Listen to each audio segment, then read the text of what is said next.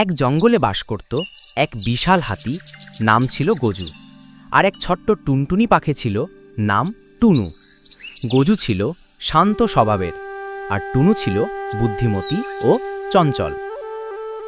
একদিন দুপুরে গজু নদীতে স্নান করতে যাচ্ছিল। হঠাৎ তার পায়ে কাঁটা বিঁধে গেল।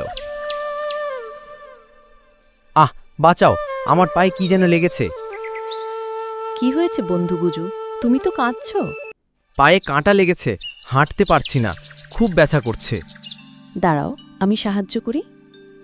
টুনু তার ঠোঁট দিয়ে কাঁটা টেনে বের করল, তারপর নদীর জল এনে পা ধুয়ে দিল। আরে, এখন তো হাঁটতে পারছি। তুমি আমাকে বাঁচালে টুনু।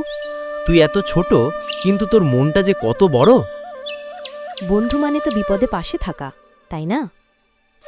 সেই দিন থেকে গজু আর টুনু অটুট বন্ধু হয়ে গেল।